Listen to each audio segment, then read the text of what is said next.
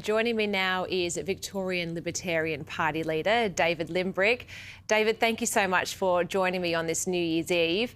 I want to start with the Suburban rail loop in Victoria. It's certainly made headlines for all the wrong reasons, and the Prime Minister is committed to backing the project, which ultimately means the rest of us in the country is bailing out the Victorian government. Even members of the Labor Party think this project is nuts.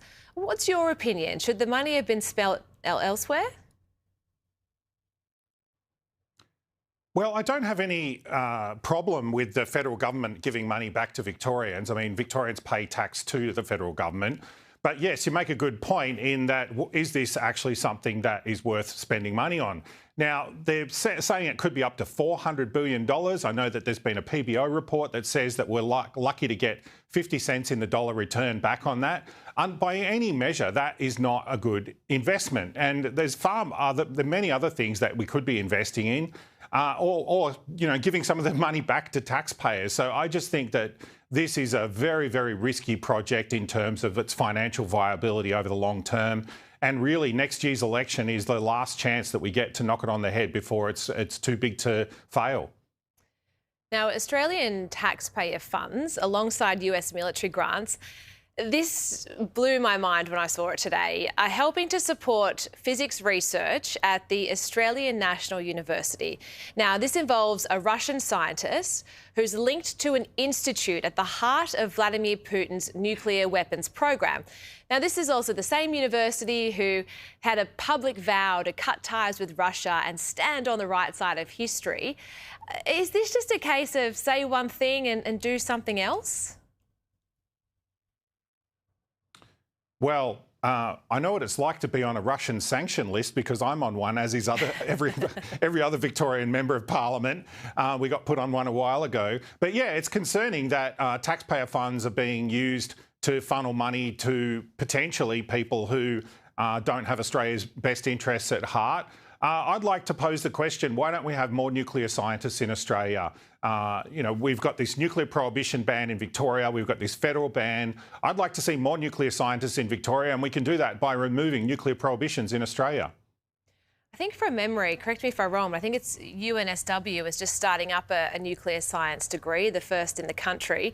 But speaking of education, Jason Clare, he has got the decision-making powers to refuse approval of grants for reasons that could be relevant to security or defence and international relations of Australia. So you'd think Mr Clare would be reviewing ANU's grants off the back of this report? Well, you'd hope so. I mean, look, I don't know the details of what they're actually researching, but certainly if there's someone that's been involved with a state we've got mutual sanctions with, then we should be reviewing whether that's appropriate or not. David, this has been a tough year in Victoria. I feel as though crime is always making headlines, and in the past 3 weeks, more than 100 arrests have been made across 4 Melbourne shopping centres. Now, these facilities have been a focus because of the high retail theft and the antisocial behaviour that's been seen around there. What's the government doing to combat this issue? Well, they banned machetes, but that didn't really do much. But look, the framing from police was interesting. They said there's no tolerance. It sort of implies that there was tolerance before. I don't really think that's the case. I think what they're alluding to here is that there is limited resources that police have to choose where to focus them. And at the moment, they're focusing them on retail crime. Look, I think that's a good thing because it has been a big problem. In my electorate in Mordialloc, there was, these rampages of young people that went through Woolworths there.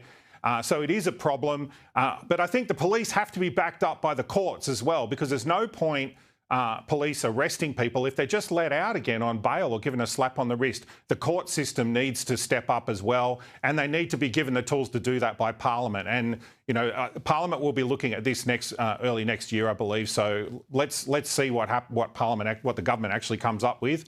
I'll be supporting anything that can make sure that there's consequences for crime. Well, Ambulance Victoria has reported an increase in violence against paramedics over this Christmas holiday. And I just find this disgraceful. Frontline workers should be shown respect.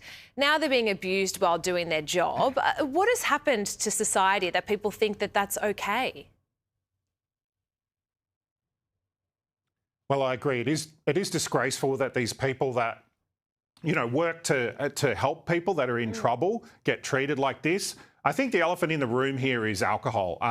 Many of these instances are drunk people. I think that if people are going to go out drinking, they need to take responsibility for themselves and take responsibility for your friends as well, and make sure that this sort of thing doesn't happen. Because when it does, that people need to be held accountable. You can't just hurt people, and it causes two types of harm. It not only hurts the paramedic, but also prevents them from helping other people, especially at this time of year. That's a really bad thing, and people should be held accountable for it, but also take responsibility for their own actions and not just lash out at people. Well, David, let's have a look at 2026. It's a big year in Victoria with the state election. I'd love to get your thoughts on what you think of opposition leader Jess Wilson's performance since taking the role. Look, I haven't spoken with her a lot yet. Look, they're trying to change focus a bit, I think, but ultimately they need to differentiate hard from Labor, and I'm not sure that that's happened yet. They haven't taken a position on things like net zero. They haven't done many things, in my view. So I think that they've got a long way to go if they want to actually, form government. It just baffles me, though, David, when you see the state of Victoria, that the Liberals just aren't dominating in the polls to try and get this Allen government out. But what do you predict will be the key issues for voters going into that election next year? Well, firstly, there's crime because people feel unsafe, so they want to make sure that they live in a society that they feel safe in. So I think crime will be a big one.